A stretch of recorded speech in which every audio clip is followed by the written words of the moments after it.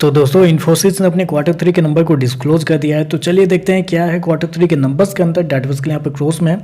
तो देखिए पिछले क्वार्टर की बात करें तो पिछले क्वार्टर में कंपनी का टोटल इनकम जो कंपनी ने ऑपरेशन के थ्रू जनरेट थे 40,986 करोड़ के आसपास। पिछले साल 38,821 करोड़, जबकि अभी देखें तो बढ़ के 41,764 करोड़ कंपनी का जो रेवेन्यू है वो आपको जाता हुआ देखने को मिला है। तो साल दर साल देखें तो साल दर साल कंपनी के रेवेन्यू के अंदर तेजी आपको देखने को मिली। लगभग बोल सकते हैं 8% के आसपास का जंप आपको देखने को मिला है। वहीं अगर क्वार्टरली बेस पे जाते हैं तो क्वार्टरली बेस पे भी कंपनी के रेवेन्यू के अंदर लगभग 2% के आसपास की तेजी। तो कंपनी का रेवेन्यू देखें तो आपको साल दर साल क्वार्टर आपको बढ़ता हुआ देखने को मिल रहा है।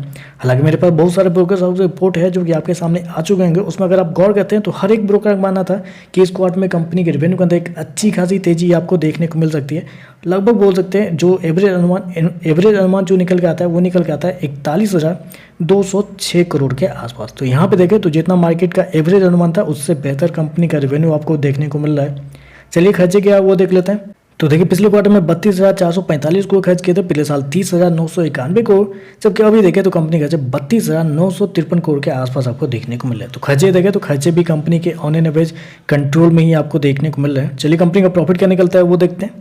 तो देखिए पिछले क्वार्टर की बात करें तो पिछले क्वार्टर में कंपनी 6,516 करोड़ के प्रॉफिट में थी। पिछले साल 6,113 करोड़, जबकि अभी देखें तो बढ़ के 6,822 करोड़ कंपनी का जो प्रॉफिट है वो आपको जाता हुआ देखने को मिला। तो साल दर साल देखें तो साल दर साल कंपनी के प्रॉफिट के अंदर एक बड़ी तेजी आपको देखने को मिली। लगभग बोल सकते हैं 11 से 12% के आसपास का जंप आपको देखने को मिला है कंपनी के प्रॉफिट के अंदर।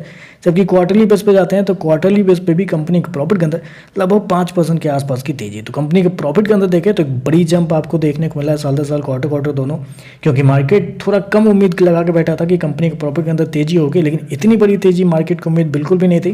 क्योंकि बहुत सारे ब्रोकर हाउस की रिपोर्ट आपके सामने आ चुके होंगे। उसमें अगर गौर करते हैं आप तो हर एक ब्रोकर का मानना था कि इस क्वार्टर में तेजी होगी, लेकिन जो तेजी होगी जो एवरेज अनुमान जो निकल के आता है वो निकल के आता है लगभग बोल सकते हैं आप 6,734 करोड़ के आसपास। तो यहाँ पे देखें जितना मार्केट का एवरेज अनुमान था उससे थोड़ा सा बेहतर कंपनी का प्रॉफिट आपको आता हुआ देखने को मिल रहा है।